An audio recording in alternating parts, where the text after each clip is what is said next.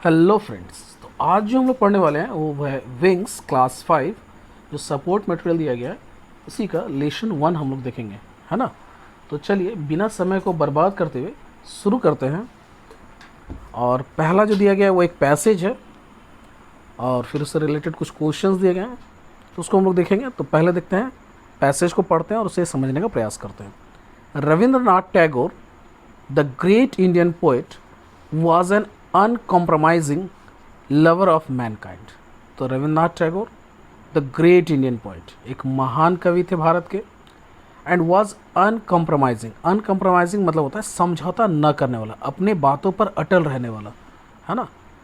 Lover of Mankind और मनुष्य जाति का प्रेमी, मतलब सभी मनुष्यों से ये प्रेम करते थे, किसी प्रकार का भेदभाव नहीं करते थे। ही believed in the idea of universal humanism, और वह एक आइडिया मानते थे, एक विचार था उनका, और वह था यूनिवर्सल। यूनिवर्सल का मतलब होता है सार्वभौमिक या विश्वव्यापी। ह्यूमैनिज्म, और ह्यूमैनिज्म का मतलब होता है मानवतावाद, मतलब सभी जो है मानव है। और ये जो हम लोग जाति कहते हैं ना, छोटा जाति, निम्न जाति वगैरह, हाँ, तो ये सारे चीज़ों से वो परे थे, बिल्कुल ऊपर थे, इन सबको नहीं मानते थे, बल्कि ये माना जाता था कि सभी ईश्वर के संतान हैं और सब समान हैं, है ना। तो इसी को कहा जाता है universal humanism. He started the Rakhi Bandhan in 1905 as a protest against the partition of Bengal, और उन्होंने रक्षाबंधन का जो त्यौहार था वो स्टार्ट किया 1905 में, और ये एक प्रकार का प्रोटेस्ट था, विरोध था। किस प्रकार का विरोध? जो पार्टीशन किया जा रहा था बंगाल का, इसके विरोध में, कि कोई पार्टीशन ना हो। हाँ, पार्टीशन मतलब क्या होता है? विभाजन। तो बंगाल का विभाजन किया जा रहा था, और उस समय ब्रिटिश सरकार का शासन था, और वो क्या कर रहे थे? बंगाल को विभाजित कर रहे थे। एक तरह से फूट डालो और की नीति जो चल रही थी, है ना, फूट डालो और राज करो की जो नीति चल रही थी, उसी के आधार पर यह कार्य किया जा रहा था कि पार्टीशन करते हैं, हिंदू मुस्लिम में विभाजन कर देंगे, तो धीरे धीरे क्या होगा, लोग आपस में लड़ने लगेंगे, और उसके बाद वो बैठ कर क्या करेंगे? सिर्फ राज करेंगे। ये उन लोगों की बहुत बड़ी एक नीति थी, और उसी को रोकने के लिए, है ना, इसी का विरोध करने के लिए रविंद्रनाथ टैगोर ने वहाँ पर 1905 में रक्षाबंधन का जो एक रिश्ता है, जो भाई बंधन को एक अटूट प्रेम में बांधता है ना, वो स्टार्ट किया। सिंस देन, और तब से, it become the festival of brotherhood and communal harmony, और तब से ये जो है रक्षाबंधन, ये पर्व बन गया किसका? ब्रदरहुड का, मतलब भाईचारे का, और कम्युनल हार्मनी। कम्युनल हार्मनी का मतलब होता है सांप्रदायिक संप्रीति का, है ना।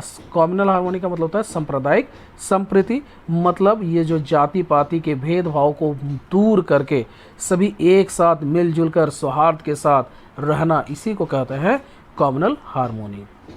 दिस फेस्टिवल स्ट्रेंथन का मतलब होता है मजबूत करना। तो ये फेस्टिवल मजबूत करता है या मजबूती प्रदान करता है the bond among the people, और ये जो है लोगों के बीच जो एक बॉन्ड है ना, जो रिश्ता है, संबंध है, उसको और ज़्यादा प्रगाढ़ करता है, मजबूत करता है।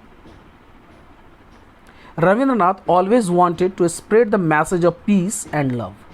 रविंद्रनाथ जी जो थे वो हमेशा से यही चाहते थे कि लोगों के बीच शांति और प्यार का मैसेज, मतलब होता है संदेश, ये संदेश पहुँचे, लोग आपस में मिलजुल कर रहे, और किसी प्रकार की जो छोटी छोटी चीज़ें हैं ना, जो धर्म के नाम पर, जाति के नाम पर जो आपस में लोग लड़ते हैं, ये न लड़े, बल्कि सबसे बड़ा धर्म हो मानवतावाद का धर्म। लोग मानव के प्रति, है ना, दीन दुखियों के प्रति आगे आए, उनकी सेवा करें, एक दूसरे की सेवा भाव जब होगे, तब हमारा विश्व, हमारा देश वाकई किसी स्वर्ग से कम ना होगा। और इसी तरह की कल्पना जो थी रविंद्रनाथ जी के विचारों में दिखती थी। Today the people of India practice Rakhi Bandhan across the country, और आज भारत के प्रत्येक लोग जो है ना, इस पर्व को, रक्षाबंधन के पर्व को बहुत ही अच्छे से मनाते हैं। डिफाइंग बैरियर, बाधा से निकलकर, किसी प्रकार का बाधा नहीं, है ना। और एक हिंदू जो है वो मुस्लिम भाई को, एक मुस्लिम बहन जो है वो हिंदू भाई को भी राखी बांधती है, और इस भाईचारे के पर्व को बहुत ही खुशी के साथ, उल्लास के साथ लोग मनाते हैं। और कोई भी बैरियर नहीं होता है, चाहे वो कास्ट हो, क्रीड हो, रिलीजन हो, धर्म, है ना, जाति, रंग भेद, इन सब से परे होकर इस त्यौहार को लोग मनाते हैं। अब चलते हैं नेक्स्ट स्लाइड पे, देखते हैं क्या दिया गया है। और यहाँ पे कुछ प्रश्न उत्तर दिए गए हैं। Activity 1, read the passage carefully and answer the following question. यहाँ पे हम लोग पैसेज जो पढ़े अभी उसी के आधार पर इन प्रश्नों के उत्तर देने हैं। और पहला प्रश्न है, what idea did Tagore believe in. तो टैगोर जी किस आइडिया, किस विचार में विश्वास रखते थे। तो किस विचार में, तो इसका आंसर हो जाएगा Tagore believed in the idea of universal humanism, है ना। तो टैगोर जी विश्वास रखते थे यूनिवर्सल मतलब सार्वभौमिक मानवतावाद के ऊपर विश्वास करते थे ये। हु स्टार्टेड राखी बंधन, ये तो आप लोगों को पता है कि हु स्टार्टेड राखी बंधन and which year, even you know that. तो इसका हो जाएगा रविंद्रनाथ टैगोर स्टार्टेड राखी बंधन and you know the year, it is 1905, 1905, isn't it? चलिए बढ़ते हैं क्वेश्चन नंबर सी की ओर। How do the people of India practice Rakhi Bandhan today. और आज के दौर में लोग रक्षाबंधन जो है वो कैसे मनाते हैं, कैसे मनाते हैं। तो today the people of India practice Rakhi Bandhan defying the barriers, बाधाओं को तोड़ते हुए उन्मुक्त होकर। किस प्रकार की बाधाएं, तो कास्ट, क्रीड, रिलीजन, इन सब की बाधाओं को भूल कर लोग जो है इस रक्षाबंधन के पर्व को बहुत ही हर्ष और उल्लास के साथ मनाते हैं। चलिए बढ़ते हैं नेक्स्ट स्लाइड की ओर और देखते हैं क्या दिया गया है। Activity 2, complete the following sentences with information from the text. और यहाँ पे कुछ फिलअप द ब्लैंक्स दिए गए हैं और उनको हमको फिलअप करना है टेक्स्ट की मदद से। जो टेक्स्ट हम लोग पढ़े हैं अभी, जो पैराग्राफ पढ़े हैं, है ना, जो छोटा सा स्मॉल गद्यांश दिया गया था उसी के आधार पर हमें इसे फिलअप करना है। तो पहला है, Rabindranath was a lover of. Rabindranath प्रेमी थे किसके, तो हम लोग देखे थे किसके थे, मैनकाइंड, है ना, मानव जाति के। राखी बंधन फेस्टिवल स्टार्टेड इन, कब स्टार्टेड हुआ था, तो इसका हो जाएगा इन द ईयर 1905। राखी बंधन बिकम अ फेस्टिवल ऑफ, ये कैसा फेस्टिवल बन गया आगे चलकर, तो ये बना brotherhood and communal harmony. This festival strengthen, ये फेस्टिवल मजबूती करता है, मजबूती देता है क्या, बॉन्ड ना एमॉन्ग पीपल्स। तो इसका हो जाएगा द बॉन्ड एमॉन्ग पीपल। चलिए बढ़ते हैं नेक्स्ट स्लाइड की ओर, आ गए हैं next slide. Read the following sentences और लेट्स लर्न। चलिए सीखते हैं। और उसके आधार पर दिया गया है कि कुछ सेंटेंसेस दिए गए और उसको हम लोग पढ़ेंगे। क्वेश्चन है, हु आर यू, कौन हो तुम। आंसर, आई एम रीता, मैं रीता हूँ। फिर है question, what is your father, तुम्हारे पिता जी क्या करते हैं या क्या हैं। तो my father is a farmer, मेरे पिता एक किसान हैं। वेयर डू यू लिव, तुम कहाँ रहते हो। I live in a village, मैं एक गांव में रहता हूँ। हुज पेन इज दिस, यह कलम किसका है। हुज मतलब किसका, यह कलम किसका है। तो दिस इज माई पेन, यह मेरा कलम है। How many books do you have, how many books मतलब कितने, कितने किताबें तुम्हारे पास हैं या तुम्हारे हैं। आई हैव 5 बुक्स, मेरे पास 5 किताबें हैं। तो यहाँ पे हम लोग क्या देखें, हु देखें, व्हाट देखें, है ना, वेयर, हुज, हाउ। तो ये सारे क्वेश्चन हैं, इसको हम लोग बोलते हैं इंट्रोगेटिव वर्ड और जनरली WH, है ना, WH इंट्रोगेटिव बोला जाता है इनको। तो in the above sentences, in all the above sentences, who, what, where, how, whose are used to frame questions। ये क्वेश्चन बनाने के लिए हम लोग who, what, where, how या फिर whose का प्रयोग किया। These words are also called interrogative words and are used in the beginning of a interrogative sentences। तो ये सारे जो words हैं इन्हें interrogatives कहते हैं, मतलब प्रश्नवाचक शब्द। इंट्रोगेटिव वर्ड्स कहलाते हैं ये सारे, है ना, and are used in the beginning of a interrogative sentence. और जब भी हम लोग इंट्रोगेटिव सेंटेंसेस, प्रश्नवाचक सेंटेंसेस जब बनाते हैं, वाक्य जब बनाते हैं, तो उस समय हम लोग इन शब्दों का प्रयोग करते हैं।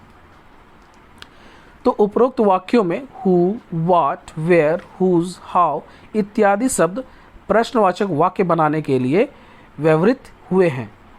इन्हें WH वर्ड प्रश्नवाचक शब्द कहा जाता है। ये शब्द वाक्य के प्रारंभ में लिखे जाते हैं। जो यहाँ पे हम लोग इंग्लिश में पढ़े उसी का अनुवाद हिंदी में किया गया है। चलिए, तो हम लोग क्या देखें कि WH जो है वो ज़्यादातर जो है वो क्या क्वेश्चन बनाने के लिए, क्वेश्चन फ्रेम करने के लिए हम लोग प्रयोग करते हैं। और इनका प्रयोग वस्तुतः प्रथम सेंटेंस के जैसे स्टार्ट करते हैं, है ना, वहाँ से हम लोग लिखना शुरू करते हैं। बढ़ते हैं नेक्स्ट स्लाइड की ओर।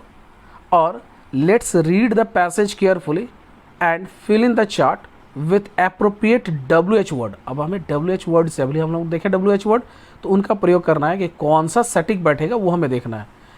Word given in the box to make interrogative sentences. 1 is done for you, एक हमारे लिए कर दिया। तो उससे पहले हम लोग एक्टिविटी पे जाए तो पहले पैसेज जो दिया गया उसको पढ़ते हैं और समझने का प्रयास करते हैं। आई एम मीता, मैं मीता हूँ। I live in a village, मैं विलेज मतलब गांव में रहती हूँ। आई एम 10 years old, मैं 10 साल की हूँ।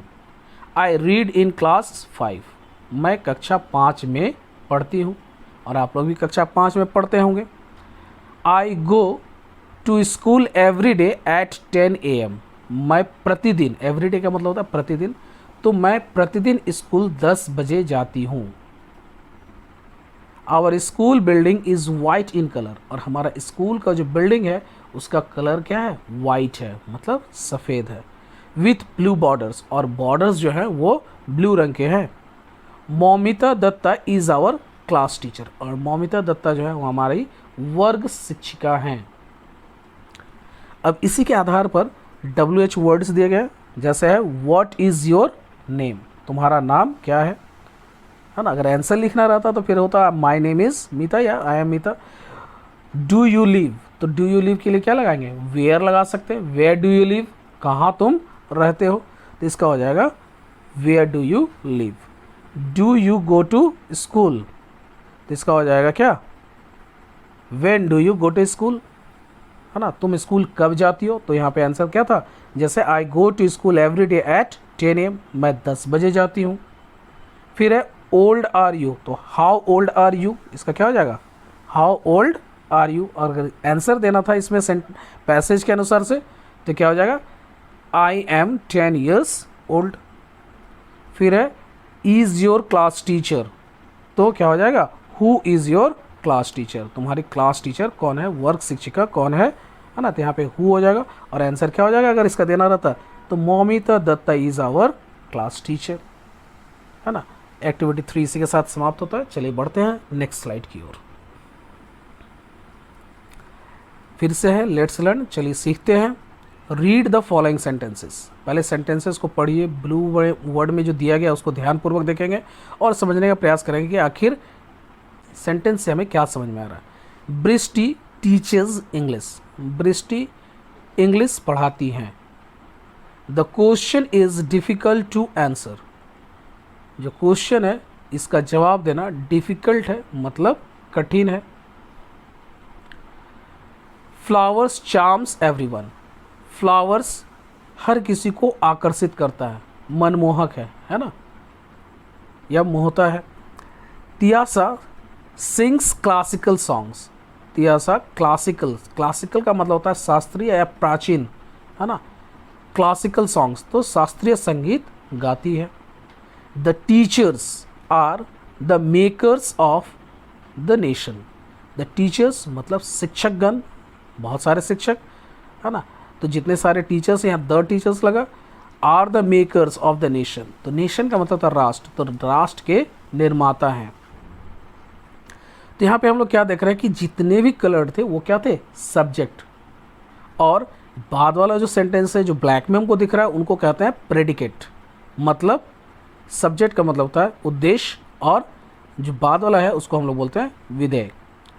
तो all the coloured words are subject part of the sentence, the remaining part of the sentence are called predicate. ये सारे रंगीन शब्द उद्देश्य हैं और वाक्य के शेष अंश जो है उसे विधेय कहा जाता है।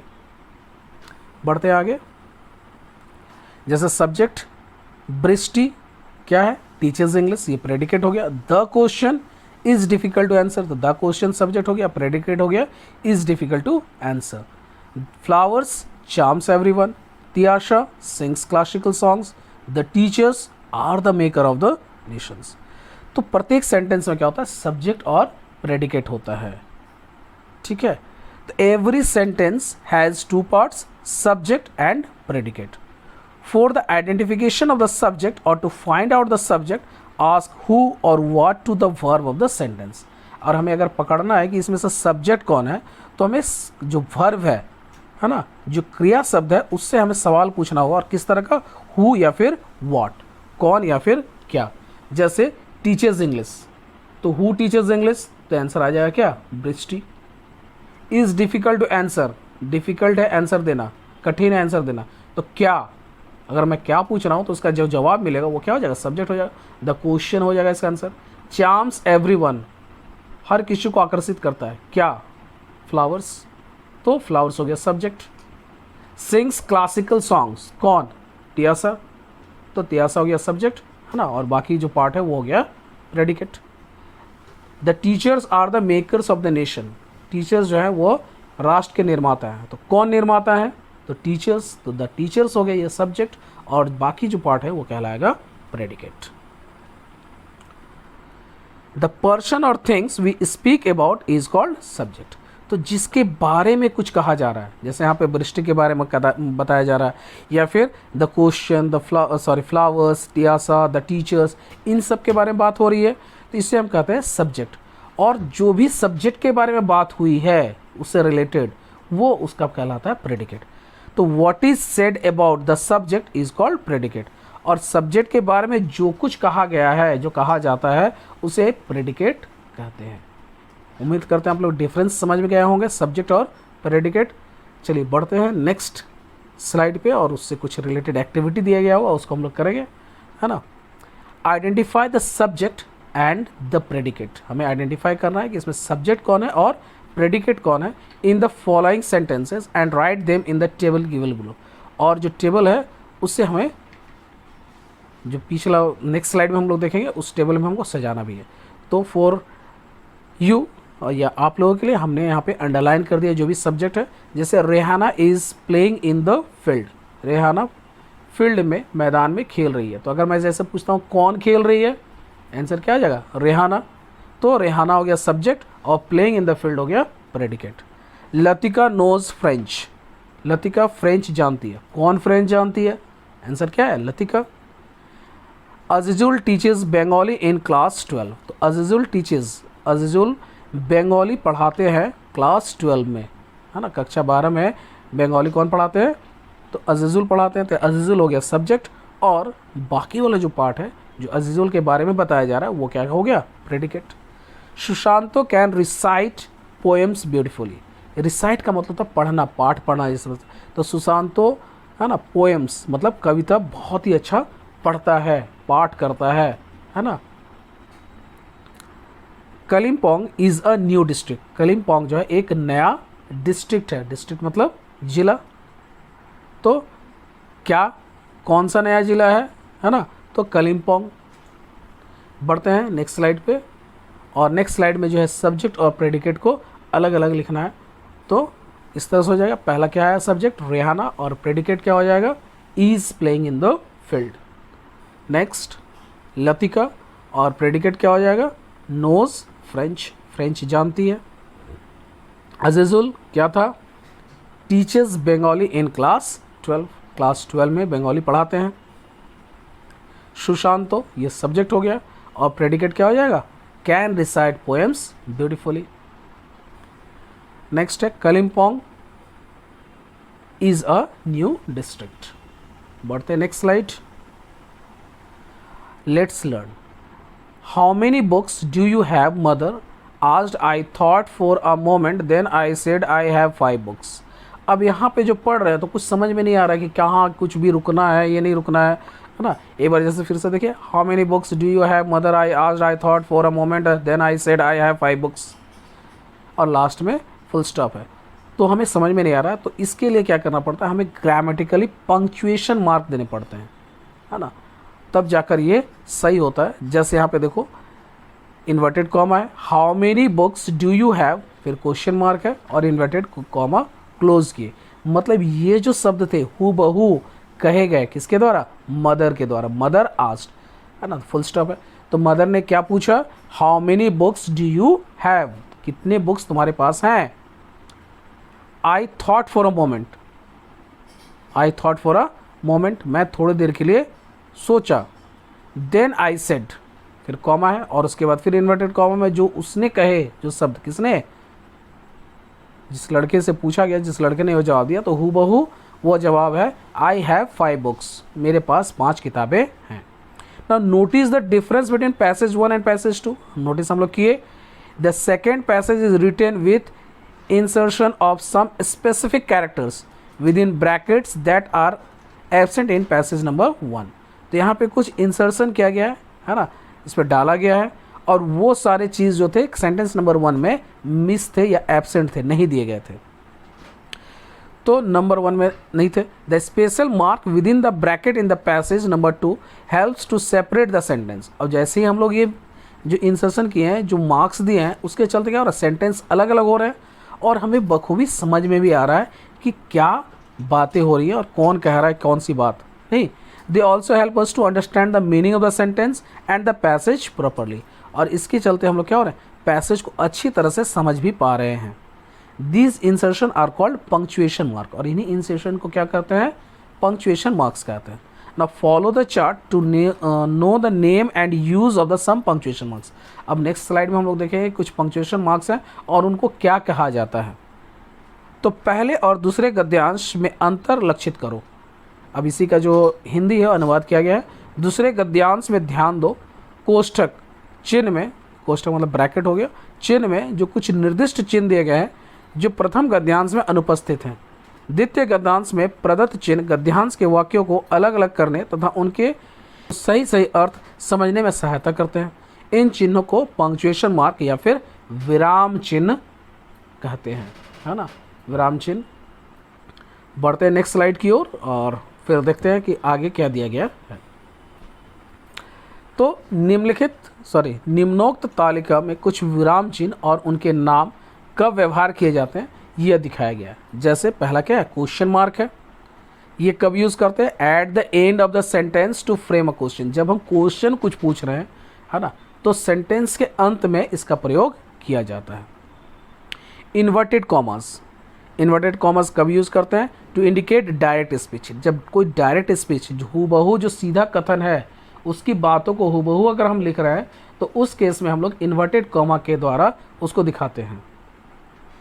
फिर है comma two indicate short pause. इसका मतलब था अल्प विराम बताने के लिए, थोड़े समय के लिए रुकने के लिए हम लोग कॉमा का यूज़ करते हैं। फिर है फुल स्टॉप, जब सेंटेंस कंप्लीट हो जाती है, पूरी सेंटेंस कंप्लीट हो गई, पूरा मीनिंगफुल सेंटेंस कंप्लीट हो जाता है, तब हम वहाँ पे फुल स्टॉप लगाते हैं, to indicate meaningful end of a sentence. चलिए बढ़ते हैं नेक्स्ट।